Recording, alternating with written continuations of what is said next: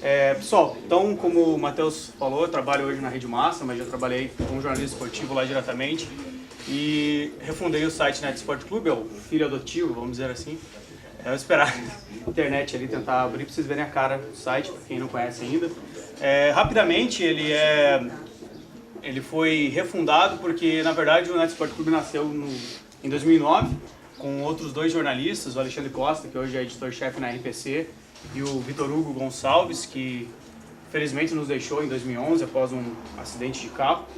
E eu entrei no projeto a partir de 2010. No entanto, com o falecimento do Vitor e algumas mudanças aí de profissionais, na verdade, outras situações, o site acabou ficando inativo a partir de 2011. E daí, depois desse tempo, houve ideias para reativá-lo e isso acabou acontecendo em janeiro do ano passado, em janeiro de 2015, após cerca de 1 ano e meio de estruturação do projeto em si, que não está parecendo muito bem estruturado aqui por conta da internet. Mas é um projeto de jornalismo esportivo mesmo, voltado apenas para Ponta Grossa. A gente não trabalha com outras cidades ou jornalismo tirando, vamos dizer assim, eixo Rio-São Paulo, né, como é um dos focos, tentar mostrar como que se faz jornalismo esportivo fora disso. Então o projeto tem esse foco de fazer a cobertura do esporte em Ponta Grossa e, por consequência, acaba culminando aí com a divulgação de outras cidades também, como no caso dessa matéria da Prevê Telêmaco Borba, entre outros casos. Aqui vocês veem matérias relacionadas ao futsal. A gente tem um estilo de navegação um pouco diferente, vou falar daqui a pouquinho sobre isso. A ideia vou tentar não usar até todo o tempo, porque na verdade eu prefiro mais a parte do debate, assim, das perguntas, que eu acho que é o mais interessante para vocês, porque vocês têm as dúvidas e questionamentos acerca disso, então é mais legal, acho que a parte do debate, mas a apresentação é legal só para situar um pouco a nossa proposta. Eu achei interessante ter esse tema na Semana da Resistência, porque eu acho que é uma das lacunas ainda, apesar dos esforços do corpo docente, no curso de jornalismo, de tentar ampliar aí algumas frentes, mas a gente tem pouca discussão de jornalismo especializado, pelo menos na minha época era assim, a gente não tinha tanto jornalismo especializado, tanta discussão sobre como tratar, como abordar, em que área seguir nesse sentido. Claro que a essência do jornalismo, ela continua a mesma, né, em relação a todos os conceitos que vocês têm trabalhado, de ética, de apuração, entre outros quesitos. No entanto, há algumas peculiaridades importantes que, às vezes, se você não conhece de forma prévia, fica difícil de trabalhar um pouco. O jornalismo esportivo ele tem uma vantagem nesse sentido, porque, assim, geralmente, muitas pessoas fazem curso de jornalismo por gostar já de jornalismo esportivo e por querer se especializar nessa área e querer ter conhecimento nisso. Então, a paixão por essa área faz com que haja um interesse que, muitas vezes, é um pontapé inicial para a pessoa saber trabalhar nessa área, termos, formas de conteúdo, entre outras situações, mas às vezes em outras áreas isso acaba não acontecendo, porque, assim, por exemplo, hoje se forma e recebe uma proposta para trabalhar, por exemplo, no Valor Econômico, um jornal especializado em economia. É jornalismo, mas tem muitos termos, muitos conceitos, além de commodity, alíquota, então são coisas muito mais elaboradas que às vezes a gente não encontra de forma... claro que não vai ser aprofundado na faculdade, mas até mesmo de forma iniciativas, né, de início. Jornalismo de saúde também, a gente tem muitos meios de comunicação hoje no país que falam de jornalismo de saúde, até em Ponta Grossa mesmo, há algumas revistas. São termos também diferentes, então é questão de jornalismo especializado. Aqui na nossa região muito forte, agronegócio, a gente não tem uma revista bem estruturada, já teve a Mais Rural, cheguei a colaborar com essa revista, mas é algo bem, assim... O agronegócio, às vezes, não parece, mas é algo muito técnico. Então, quem trabalha com isso precisa estar bem antenado aí aos conceitos e às discussões em si, até mesmo para conversar com as pessoas envolvidas. E essa iniciação, às vezes, não é possível por diversos fatores, né? A gente tem uma demanda aí na formação que é muito vasta para conseguir trazer vocês para o mercado de trabalho com a qualificação que a UEPG tem, né? Uma das melhores faculdades do país. Mas falta ainda essa lacuna que começou a ser preenchida em algumas áreas que eu acho muito legal, que começou até no meu tempo e agora parece mais estruturado, como cultura plural, portal comunitário, projeto AD. Então, essas iniciativas de extensão acho que foram fundamentais e foram de grande valia, são de grande valia para a formação de vocês acadêmicos. Em relação ao jornalismo, agora, a gente tem também o Facebook aqui, né, se vocês quiserem acesso. Depois eu vou deixar o Matheus aqui o cartão, se quiserem trocar ideias depois, contatos também, acessar o site, debater com a gente. Mas assim, o que é interessante de se abordar na parte do jornalismo esportivo fora do eixo? A gente faz um trabalho voltado para Ponta Grossa, mas assim, até o Matheus tinha comentado comigo, o eixo Rio-São Paulo. Eu acho que é muito mais abrangente ainda essa questão de eixo, porque assim, as capitais, elas possuem um jornalismo esportivo muito mais consolidado do que a gente tem em cidades menores, como o caso de Ponta Grossa. Por exemplo, Curitiba é uma cidade bem estruturada para a parte do jornalismo esportivo. Se você for ver hoje em Ponta Grossa, quem trabalha com jornalismo esportivo geralmente não trabalha só com jornalismo esportivo. Não consegue viver de jornalismo esportivo ainda nesse momento. Que eu me lembro de cabeça hoje, de pessoas que focam no jornalismo esportivo, que hoje trabalham de jornalismo esportivo já formados, assim, diretamente, são duas que eu lembro agora, que é a Rafaela Serrato, do Diário dos Campos, que é editora de esportes, e a Bianca Machado, que é assessora do Operário. As outras pessoas, se alguém lembrar de outras, me avisa, mas eu não lembro que trabalha diretamente, que tem a sua renda ou a sua receita através de jornalismo esportivo. A maioria das pessoas tem, não como um hobby, mas como um segundo emprego, porque há um preconceito ainda que eu vejo muito grande sobre a questão do jornalismo esportivo. Muitas pessoas gostam de jornalismo esportivo, acessam, querem saber, têm informações, mas ele não é visto com tanto, vamos dizer assim, tem tanta visibilidade, é questão mais, acho que um pouco de preconceito mesmo, sobre a produção. Até porque a gente vem numa crescente agora de inserção de jornalistas formados no meio do jornalismo esportivo de Ponta Grossa. Não que as pessoas que não eram, que construíram até agora o cenário, não tenham crédito, mas acho que essa questão até mesmo de valorização e exigência de um padrão maior vem corroborando com isso. Quando eu comecei e era setorista na rádio, até quase o falecimento do Vitor, quando tinha o Vitor, tinha 2 formados que faziam jornalismo esportivo em rádio em Ponta Grossa. Depois, agora, veio crescendo muito. Mas os exemplos, eu trabalhei em rádio até 2015, e nesse ano, por exemplo, o Felipe Gustavo, que trabalha comigo no site, ele não trabalha só no jornalismo esportivo, ele trabalha na TV também. A Letícia Cabral, que também trabalha no site, trabalhava em rádio, ela também tem uma outra função que não é especificadamente jornalismo esportivo. Sebastião Neto, que trabalha na Rodonorte, já trabalhou em rádio também, não trabalhava só com isso, só com jornalismo esportivo. O Clarison Cavazinhevski, da Rádio T, que é a âncora na Rádio T, faz jornalismo esportivo, mas não é a principal atividade dele. Ou seja, o jornalismo esportivo ainda em Ponta Grossa, na forma estruturada, está bastante embrionário. E para a gente tentar mudar esse cenário, são necessárias também mudanças de perfil e de formato. E a gente viu na internet um mecanismo diferenciado para tentar fazer isso de forma diferente. Então a gente trabalha muito com conteúdo multimídia, né?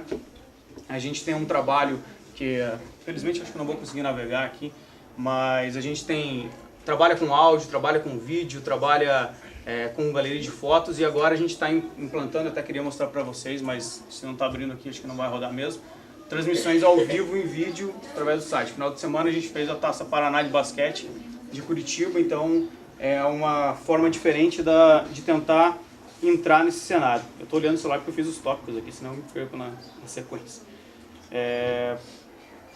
Uma outra coisa interessante da gente falar sobre jornalismo esportivo local e que faz com que não haja tanta estrutura é a sazonalidade de competições.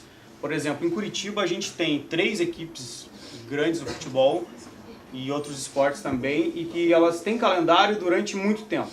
Aqui em Ponta Grossa, nos últimos anos, a gente até viveu isso, mas com o rebaixamento do Operário, por exemplo, há uma incerteza muito grande do futuro de como que vai ser trabalhado o jornalismo esportivo. Porque, assim, muitos patrocinadores, muitas empresas que apoiam que acabam apoiando o jornalismo esportivo, a cobertura esportiva, elas trabalham com os campeonatos, né? Então, por exemplo, não tem campeonato do Operário, o índice de recursos que você consegue captar para manter a sua equipe cai drasticamente. Então, depois do rebaixamento do Operário, de um ano de ascensão muito grande nessa questão, porque todo mundo queria aparecer nessas áreas, diminuiu bastante. Então, isso faz com que a estrutura não consiga seguir. Se você, quem acompanha jornalismo, principalmente de rádio, pode ver que de um ano para outro, geralmente as equipes mudam, ou de rádio, ou de de profissional, então há uma rotatividade muito grande. Por quê?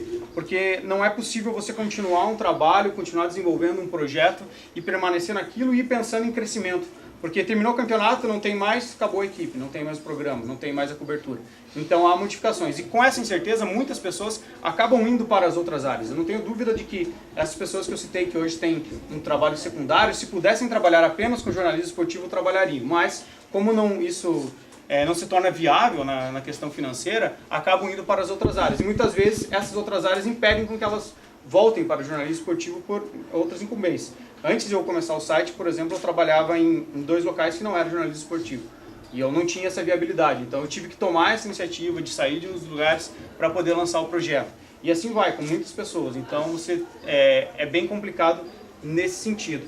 E essa sazonalidade faz com que isso se torne muito mais instável. Por exemplo, hoje nós temos uma equipe de futsal que é o Queima, que segue durante todo o ano, mas não tem um apelo tão grande como o Operário. O próprio Novo Basquete Ponta Grossa, o NBPG, ele tem calendário a cada 3 meses praticamente. Agora teve campeonatos durante todo esse mês de junho. Não vai ter campeonato em julho, vai voltar só em agosto com 2 partidas por mês. Então isso acaba complicando muito a realização do jornalismo esportivo de forma mais estruturada. Só que a internet ela aparece como uma iniciativa que consegue trazer um pouco de diferencial, de manutenção desse trabalho, porque ela consegue, querendo ou não, ter um gasto até, já trabalhei em outras áreas, um pouco menor do que se tem numa transmissão de rádio, numa transmissão de TV, por conta de deslocamento, por conta de estrutura, por conta de pedido de linha, por exemplo, em rádio. Então você tem uma possibilidade de fazer mais coisas de outros formatos com um custo menor, mas não que isso também não seja um pouco o que inviabiliza. Outro ponto interessante é o interesse público também pelo local, pela questão do jornalismo esportivo e também da região. A gente tem, com a globalização, com a internet, você pode ter acesso a qualquer conteúdo, você consegue acessar informações, como a nossa colega estava falando aqui, das manifestações na França, consegue saber o que está acontecendo em outras regiões do país.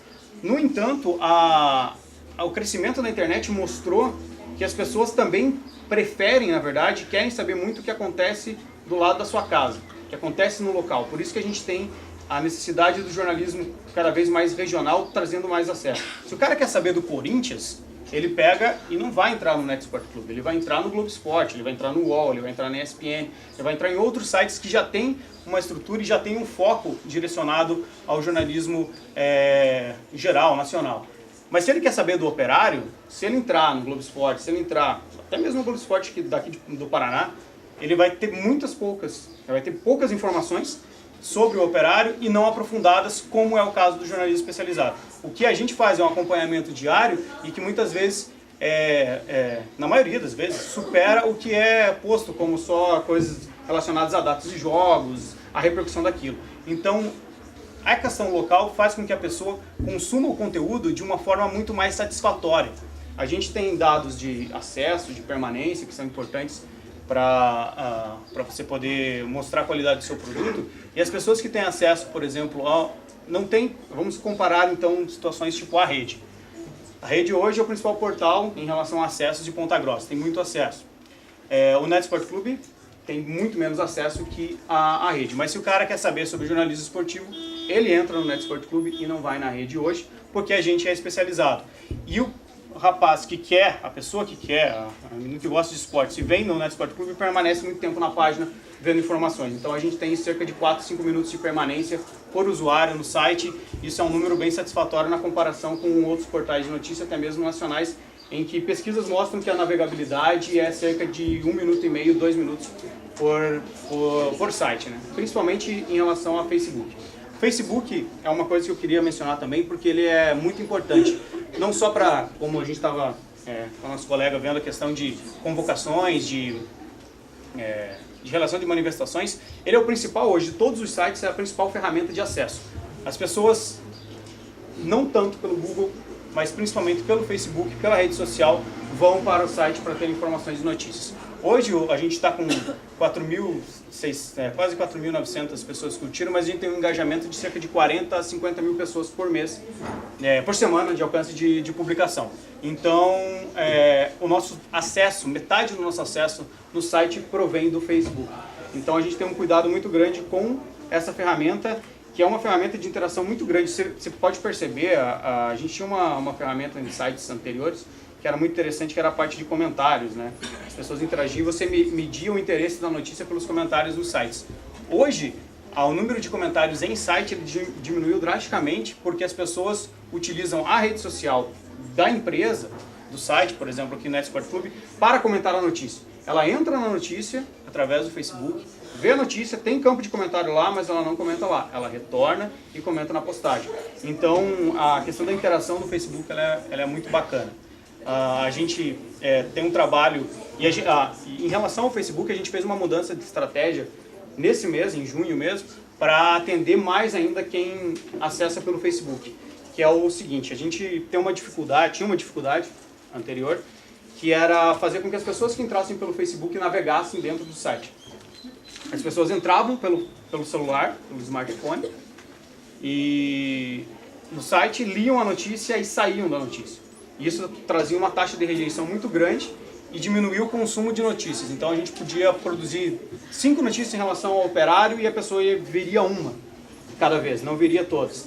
Então a gente fez uma mudança estratégica e aqui dá para perceber. Agora não sei se vai dar porque não muda de parte. Mas que a gente fez uma modificação que é uma tendência que está começando agora no jornalismo esportivo, jornalismo geral na verdade, que é mudar a forma de consumo de notícias dentro do site. A gente tem trabalhado agora com um conceito que a gente chama de texto infinito, que é um conceito trazido, você vê como a coisa é efêmera, de blogs, né? Que é a não necessidade de navegabilidade, de mudança de página para você consumir notícias. Você vai lendo essa reportagem e na hora que você chega ao fim dessa reportagem, já tem outra reportagem que se inicia.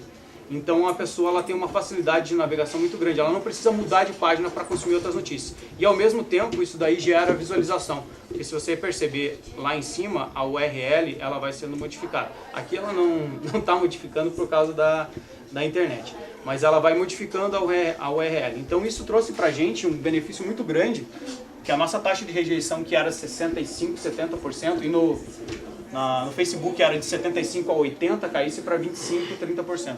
E aumentasse o número de visualizações de página por usuário. A gente tem cerca de 5 visualizações de página por usuário a cada entrada do Facebook. Antes a gente tinha 1,5, não chegava a 2 nunca. Então é uma modificação que traz esse embasamento sobre a importância do Facebook mesmo no consumo de notícias. Ele hoje é a principal ferramenta. A gente até brincava naqueles dias em que caiu o WhatsApp, que as pessoas não podiam usar o WhatsApp. Para quem é de site não tinha tanta influência, mas a gente brincava que se tivessem derrubado o Facebook, todos os sites do país teriam uma queda de cerca de 50% de audiência, porque é basicamente essa taxa na maioria dos sites em relação a contato. E só que há esse trabalho que a gente teve que pensar numa nova estratégia, porque o Facebook ele traz uma rejeição muito grande, até mesmo para consumo de publicidade, que é a forma como você arrecada hoje através da internet. Tá, vamos falar. Em relação ao interesse local, como a gente estava mencionando, muitas pessoas hoje, a gente tem um maior acesso no site por conta do operário. Então dá aquele medo também da questão da sazonalidade se o operário não disputar mais um campeonato. No entanto, as pessoas elas têm interesse por outros assuntos relacionados ao esporte, principalmente quem gosta de esporte. Só que elas não tinham muito acesso a essa informação. Então o nosso objetivo no NetSport Club é utilizar conteúdos que têm um potencial de interesse para despertar interesse em outros assuntos também. Então, até essa forma do texto infinito é uma dessas alternativas, para que as pessoas consumam mais o que tem no site. Hoje, com essa estratégia, a gente pode perceber que os conteúdos produzidos, eles geram interesse, só que eles não chegavam muito a quem acessava o site. Hoje, isso você comprova porque aumentou o número dessas visualizações por usuário, que antes eram 1 ou 2, agora são 5 a 6 páginas. Então, a pessoa que viu essa matéria e rolou a página e viu outra embaixo, ela despertou o interesse, ela continuou lendo, continuou fazendo a rolagem e continuou tendo acesso a conteúdos. E isso fez com que outros esportes, como o futsal feminino, como o judô, como a natação, tivessem um incremento muito grande de visualização e de contato. Isso a gente conseguiu conseguiu mensurar isso numa reportagem que a gente fez, foi nesse mês, finalzinho do mês passado, acho que no começo desse mês, sobre o judô, que eles iam disputar uma competição em Cascavel e não tinham patrocínio para conseguir custear a viagem. Precisavam lá de X de valor lá para conseguir o transporte. A gente fez essa reportagem nesse sentido, falando que é uma equipe campeã, uma equipe que conquista medalhas o ano inteiro, de ouro, traz alto renome para Ponta Grossa, mas que não tem patrocínio e não tem essa possibilidade. Essa foi a matéria mais acessada do site naquela semana, a matéria do judô. Porém, ela não foi uma matéria acessada diretamente pela URL dela, ou seja, entraram direto nessa matéria pelo interesse e viram. Não, ela teve uma grande visualização através de páginas pontes, que era o caso do Operário, o caso do Queima, o caso do NBPG, entre outros esportes. Ela era, por exemplo, a segunda matéria na linha, aqui que a gente trabalha. Então ela era essa segunda matéria aqui. Ele viu a primeira matéria e viu essa. E em 2 dias eles conseguiram o valor necessário para poder fazer a viagem.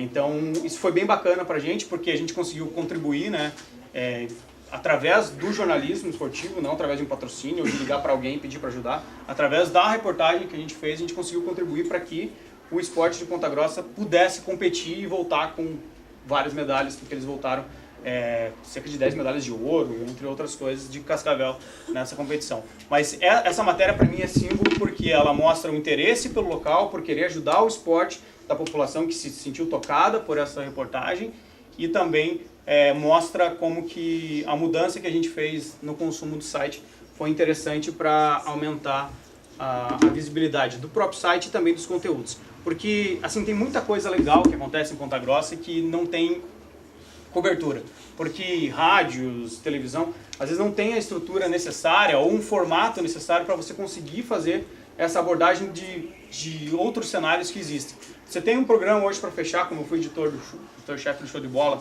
na Rede Massa, você tem um programa de 15 minutos diários. Você necessariamente tem que falar de Operário, porque é o que traz mais audiência, e de alguns assuntos factuais, e como a Rede Massa é uma emissora regional, ela atinge mais de 80 cidades, você não podia falar só de Ponta Grossa, então você tinha que falar de outras cidades e também de esporte dentro do eixo, que é Rio, São Paulo, propriamente para Curitiba também. Então você diminuiu um espaço de um programa de 15 a 20 minutos, ficava muito pequeno. Além disso, você tem uma produção para fazer uma reportagem de vídeo muito maior do que você tem para fazer uma matéria de internet, tendo a mesma qualidade, tendo os mesmos preceitos do jornalismo, de todo o trabalho. A gente trabalha com várias matérias secundárias aqui no site, então uma reportagem, você vai fazer uma entrevista, ela rende 2, 3 matérias, até por conta dessa estratégia do texto infinito. Então você não mata tudo numa matéria, você continua trabalhando ela como se fossem retrancas, mas em outras matérias. Então, para você fazer isso no rádio, para fazer isso na TV, é muito mais complicado, porque demanda mais tempo, demanda investimento, porque eles têm que sair com Cinegra, tem que ter um editor, tem que ter outras pessoas trabalhando num tempo muito escasso. Então o que a gente conseguiu trazer no site é mostrar outros esportes, e isso a gente vem crescendo com o tempo, no começo não era ideal, a gente tem essa consciência, ainda acha que não é ideal, porque tem muitas outras áreas do esporte que tem a necessidade de divulgação e que às vezes a gente não consegue contemplar. Então, mas do começo desse ano para cá a gente conseguiu aumentar muito. E isso consegue sentir também quando as pessoas começam a te procurar para informar sobre pautas. Isso é muito bacana e mostra também aquela questão do interesse pelo jornalismo local. A pessoa às vezes sabe, mas ela não tem para onde divulgar, pede para o jornal, mas o jornal tem um tamanho lá que não valoriza, então, que não tem espaço para colocar tantas notícias.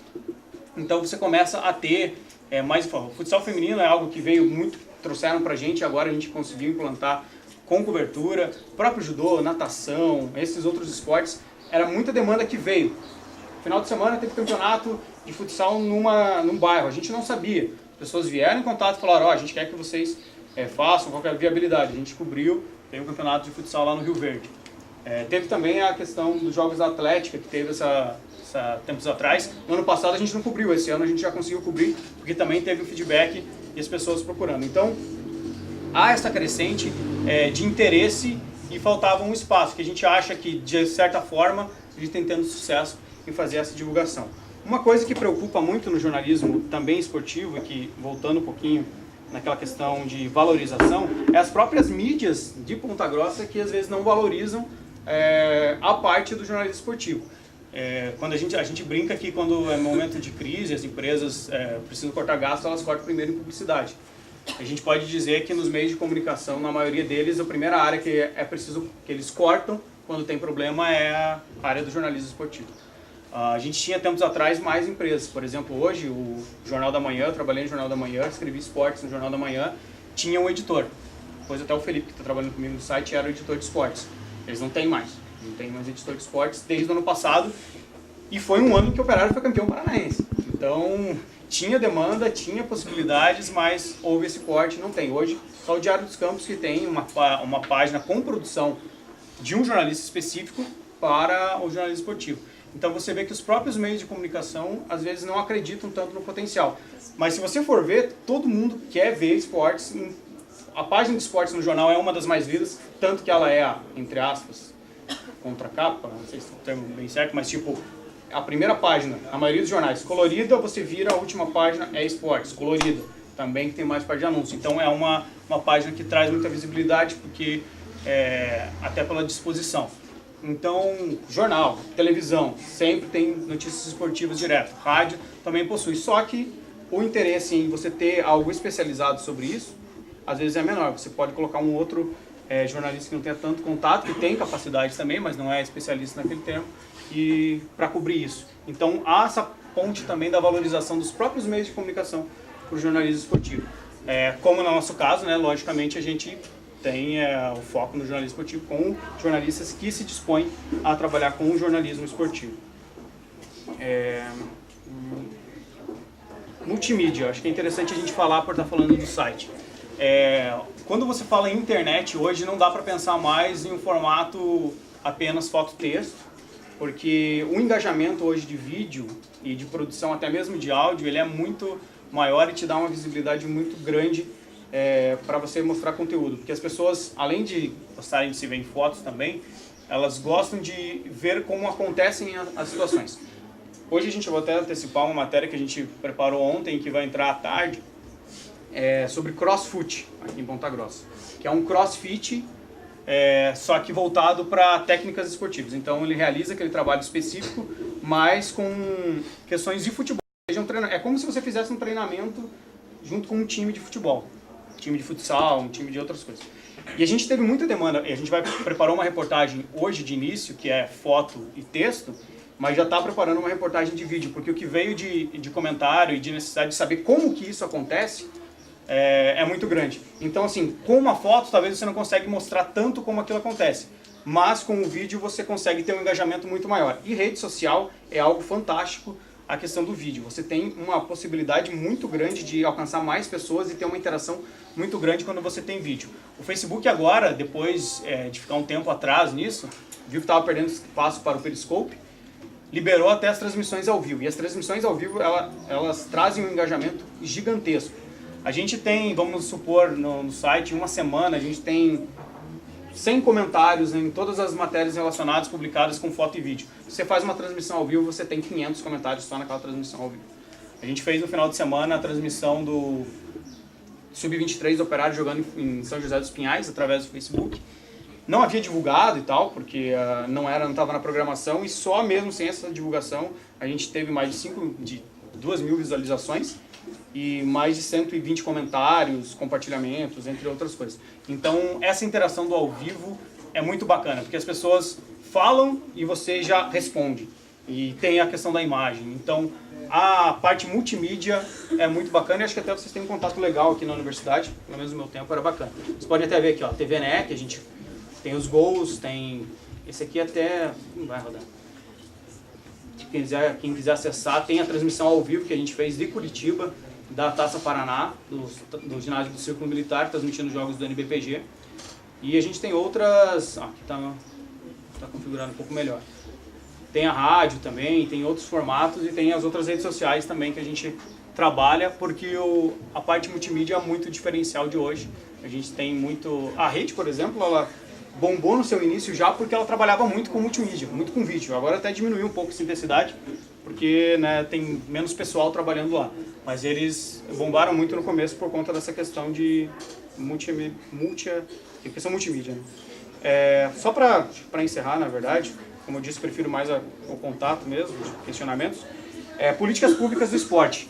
Isso é uma das nossas bandeiras, que a gente ainda está estruturando um pouco melhor, que falta muito em Ponta Grossa, que é política pública direcionada para o esporte. A gente tem muito pouco, mas muito pouco em Ponta Grossa, quase nada, na verdade. A gente tem mais apoios assim, institucionais, apoios pontuais, como foi o caso do judô. Os caras não tinham nada, a prefeitura sabia que eles tinham aí competições e tudo mais, mas foi necessário uma cobrança através de uma reportagem para que houvesse essa contrapartida. Mas algo sequencial a gente não tem em Ponta Grossa. As equipes de jogos abertos, de base, não são estruturadas, não tem esse apoio necessário. Então falta política também para incentivar o esporte em locais públicos. A gente tem praças totalmente desestruturadas em Ponta Grossa, principalmente na região do bairro. A gente anda pelos bairros, não tem estrutura nenhuma para a prática esportiva. O cara vai jogar numa graminha, uma bola ali, colocando 2 pedacinhos de madeira ou chinelinho ali para jogar. Mas a gente tem ginásios que foram construídos. E quais políticas que tem? Qual que é a interligação que tem com a associação de moradores? Não tem nada aqui em Ponta Grossa. Então falta muita política voltada para o esporte. E isso mostra essa questão de você não ver também o esporte pelo governo como algo que vai fazer uma mudança significativa na sociedade. E essa é a nossa bandeira. A gente acredita que o esporte ele faz divisões, ele colabora na questão de saúde, ele colabora no desenvolvimento social. Uma cidade que tem esse foco pelo esporte para incentivar, seja rendimento, mas principalmente algo que contribua para a comunidade, é muito maior. Escolas que têm esporte como um pilar, tem menor evasão social, tem menor contato dos seus alunos com drogas, entre outras situações. Então, falta isso em Ponta Grossa.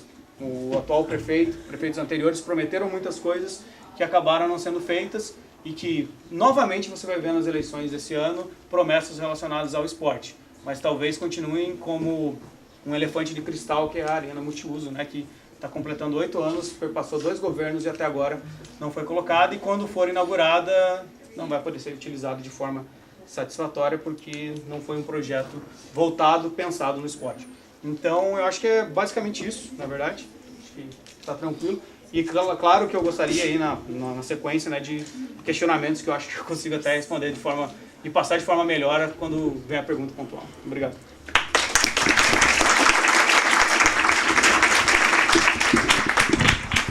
Obrigado, Emanuel. Agora o Matheus Lobo vai fazer a sua participação conosco. Posso falar sentado? Tranquilo, gente? Dá pra... Beleza?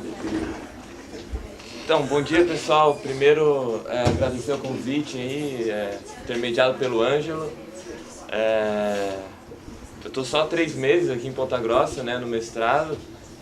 E desses 3 meses, vários fins de semana eu não estive aqui. Então, tenho ficado poucos dias, assim, meu tempo aqui em Ponta Grossa, mas a verdade é que me surpreendi bastante com o ambiente encontrado aqui na UEPG, no jornalismo, e esse convite reforça isso, esse ambiente legal que eu tenho encontrado.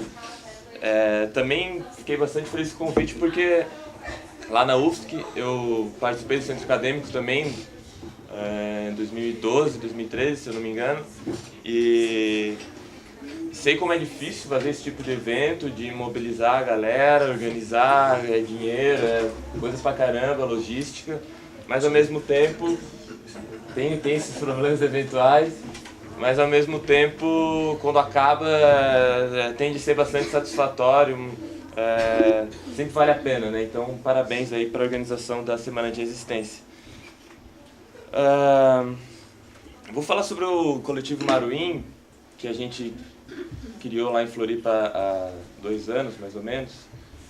Mas, para eu explicar ele, eu vou contar um pouco da minha trajetória pessoal, porque vocês vão perceber como... porque é muito parecido também com, acho que alguns de vocês aqui, a maioria, para perceber o contexto, então, que surge esse coletivo, né? Quem quiser dar uma... por enquanto a gente só tem página no Facebook, o site está em desenvolvimento, então quem quiser ir passando pela página aí vai conhecer. Bom, então eu fui para Florianópolis fazer a universidade em 2009, em 2012 estava no centro acadêmico, No centro acadêmico a gente se envolve em política, discussões, vai conhecendo pessoas, movimentos. E no final de 2012 eu passei a participar de uma organização política lá de Florianópolis, chama Brigadas Populares, que tem trabalho popular, né, em bairros, ocupações urbanas.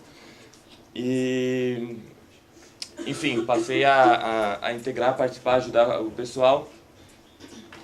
E aí em 2013 vou fazer meu TCC, que é um livro-reportagem, passo tempo na Colômbia, apresento, me formo em 2014, estou formado. Na época eu estava trabalhando já no sindicato, com assessoria. E aí eu, mais um grupo de colegas, companheiros que estavam nessa organização política, a gente pensava, tá, beleza, a gente se formou, estamos cada um com seu emprego, mas como que a gente vai poder contribuir com militância, ativismo na nossa área, no que a gente mais tem domínio, que é a comunicação, especificamente o jornalismo. Então, o Maruim, ele foi uma aposta política nossa, e começou a pensar ele com 3 pessoas, uma delas nem era jornalista.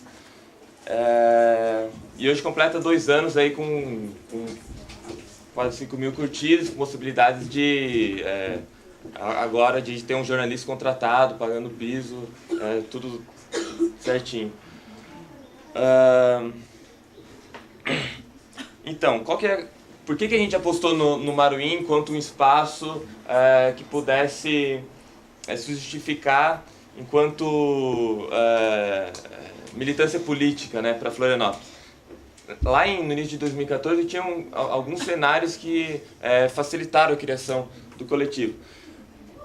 O primeiro, que é mais geral, que vem dessa uma crise geral do jornalismo, de legitimidade, mas também econômica. Também teve, em 2013, uma série de passaralhos em Florianópolis, Diário Catarinense, Notícias do Dia, um fenômeno que em Ponta Grossa, imagino que também, as redações ficando mais enxutas, mas também uma crise de legitimidade social, também, como a nossa colega aqui comentou, tinha tido junho de 2013. E em junho de 2013 tinha aparecido essa coisa do mediativismo, mídia ninja, algo que começava a pipocar.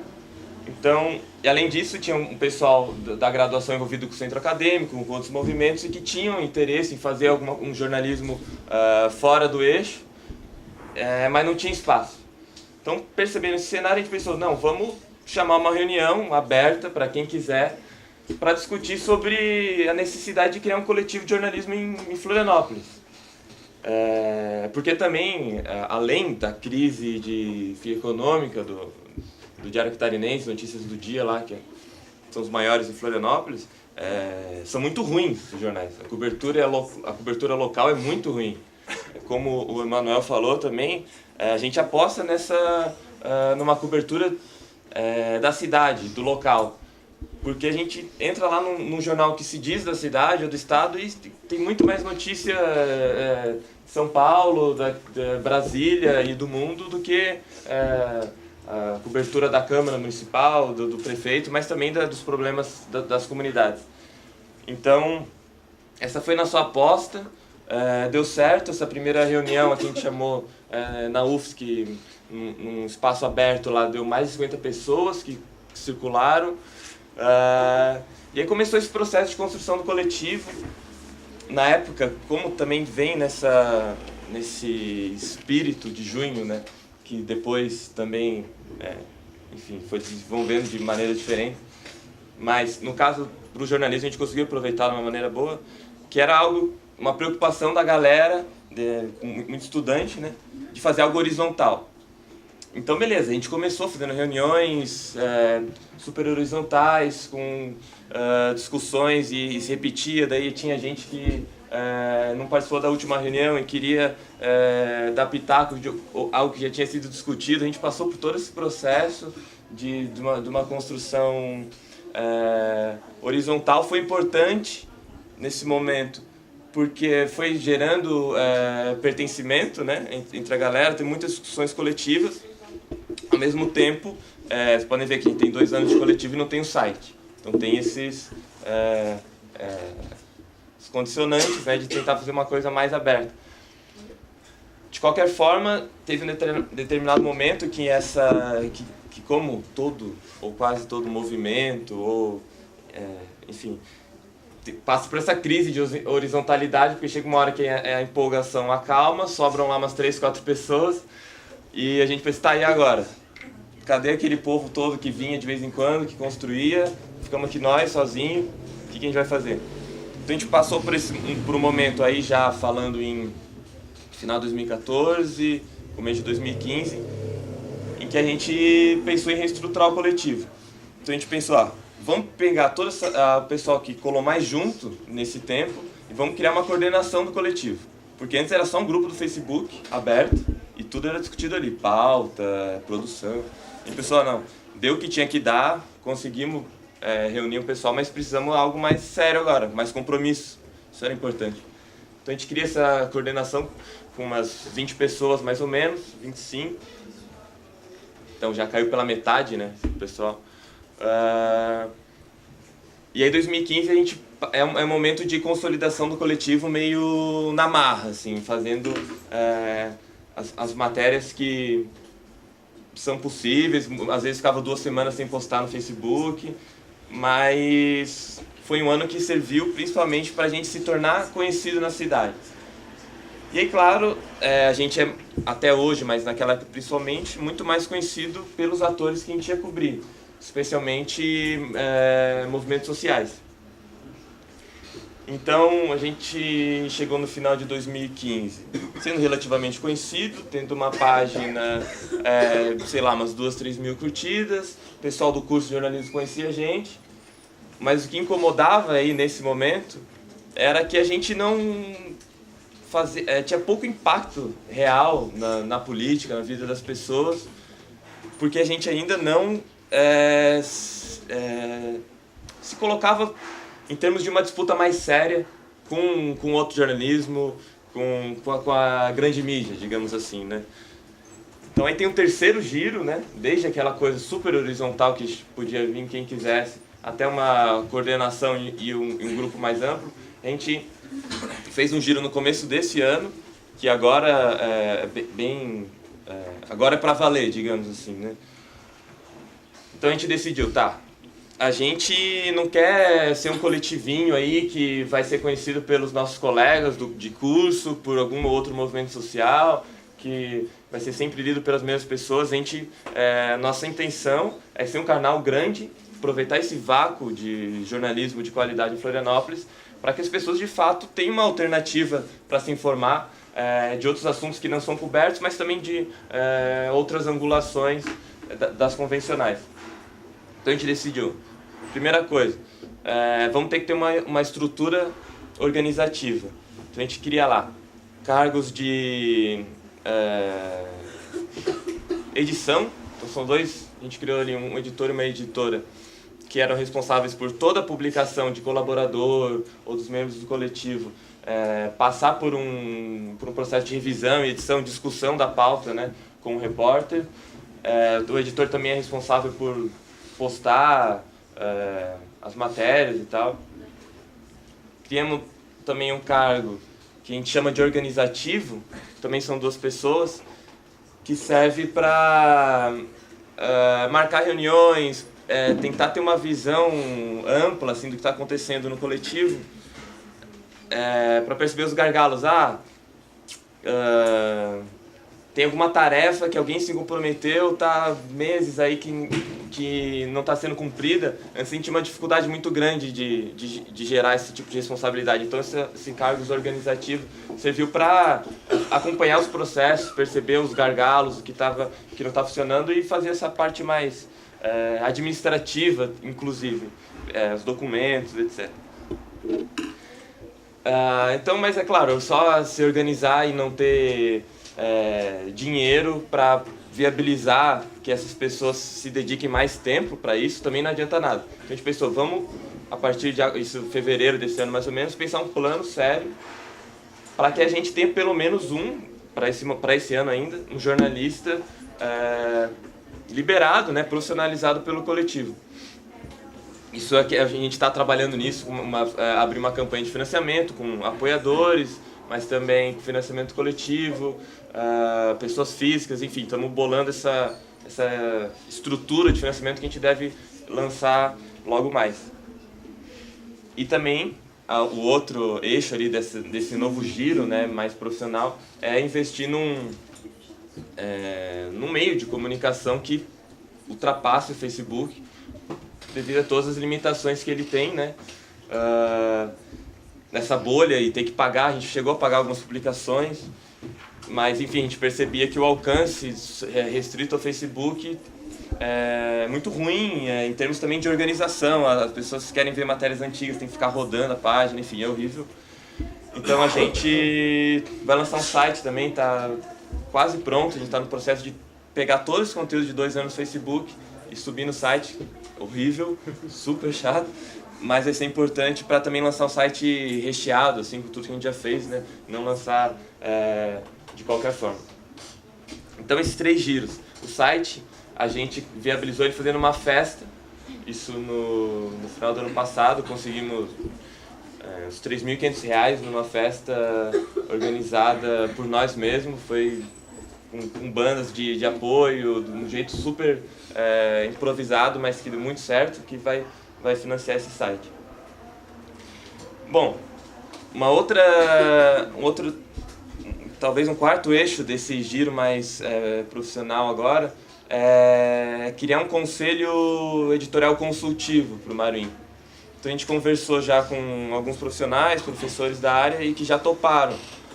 Citar para vocês, por exemplo, o Bruno Paes Manso, da Ponte, vai ser nosso conselheiro, e André Dipp, da Pública, além de alguns professores da UFSC, profissionais, pesquisadores, tal, são 7, 8 pessoas, com a intenção de que essas pessoas ajudem a desenvolver o Maruim, que adotem o Maruim, né, como uma iniciativa de jornalismo independente e ajudem tanto a impulsionar ele publicamente, né, ter mais visibilidade, mas também internamente, porque a maioria de nós somos jovens, formados, alguns ainda estão terminando a graduação, e é importante ter esse contato com gente com experiência, professores, pesquisadores e profissionais da área para avançar.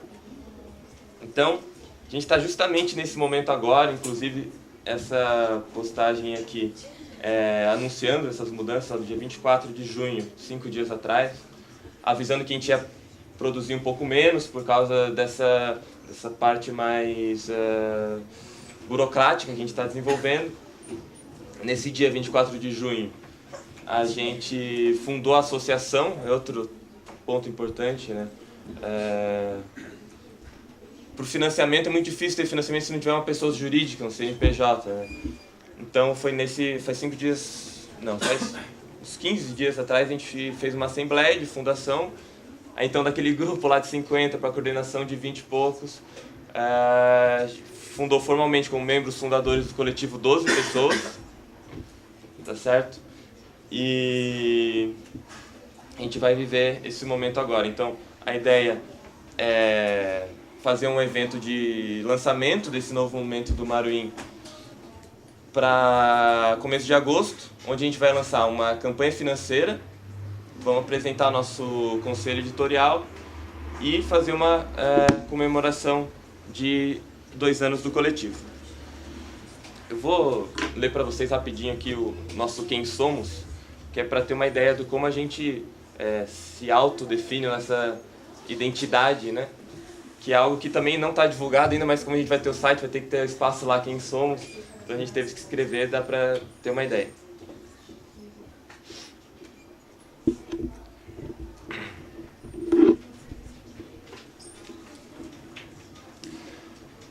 O Maruim é um coletivo de jornalismo que surgiu da necessidade de se ampliar e diversificar os canais de formação em Florianópolis.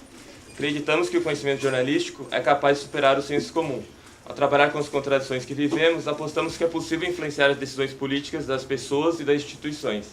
Nossa missão é produzir notícias e reportagens que contribuam para a transformação da realidade injusta e segregadora que vivemos. Nosso conteúdo jornalístico tenta disputar as narrativas sobre a cidade. Os principais temas que exploramos são meio ambiente, porque em Florianópolis é uma coisa que pega muito, né, na disputa com empreiteiras, enfim, com o setor de especulação imobiliária, e é uma coisa que tem muito apelo popular no meio ambiente. Mobilidade, que é a pior capital do Brasil, disparado. Segurança pública e ocupação do espaço urbano, sempre na busca de diálogo com as culturas locais. Então a gente tem, por exemplo, matérias sobre a pesca da tainha, que é uma coisa muito forte culturalmente em Florianópolis, na região Santa Catarina, na verdade, no litoral. Teve matéria sobre maricultura, que é o cultivo de mariscos, ostras. Expressões culturais de Florianópolis, a gente tem investido nisso. Bom, além de produzir jornalismo, o Maruim se engaja na luta pela democratização da comunicação. Acreditamos que o potencial do jornalismo independente é sufocado pela falta de um marco regulatório das comunicações no Brasil. Na verdade, para nós, não pode haver democracia enquanto o aparato midiático estiver todo concentrado nas mãos de poucas famílias das elites brasileiras. Com modelos sem fins lucrativos e formados sobretudo por jovens recém-graduados, o Maruim aposta no conhecimento jornalístico em termos de crises profundas. Para que se desenvolva e se torne parte do novo jornalismo que há por vir, a gente acredita muito nisso, que o jornalismo passa por uma crise, mas que pode ser superado a partir dessas novas iniciativas. A gente se coloca, então, dentro dessa ampla gama de iniciativas que vai desde Pública, Ponte, até Mídia Ninja, mas também jornalismo esportivo fora do eixo, enfim, toda essa reinvenção do jornalismo no meio de crise, a gente tenta se enquadrar nesse movimento histórico, né? Contamos com o apoio do público e de parceiros que acreditem na necessidade desse tipo de iniciativa, assim se parte do projeto. Então, Maruim é mais ou menos isso. Para finalizar, como está difícil de passar aqui, depois vocês podem dar uma visualizada, eu vou dizer sobre o terceiro ponto ali, o terceiro parágrafo, que é sobre a inserção do Maruim no movimento pela democratização da comunicação. Isso parte da análise de que o que está escrito ali no texto, mas vai até um pouco além, é de que, bom, mesmo que a gente consiga se profissionalizar, que seja para ter uma redação que 3, 4 pessoas numa sala legal com equipamentos em Florianópolis, mesmo assim, vai ser muito difícil disputar de fato as narrativas sobre a cidade, as pautas, o agendamento, opinião pública, etc., com um aparato midiático, como a RBS, não sei se vocês conhecem, mas enfim, é maior que a RPC, que agora foi vendida, inclusive, né, a parte de Santa Catarina, estão só no Rio Grande do Sul. Mas enfim, os caras são muito fortes, são afiliados da Globo, também com a RIC, que é afiliada da Record. A gente sabe que é muito difícil, mesmo que a gente consiga uma estrutura dos sonhos para a mídia alternativa.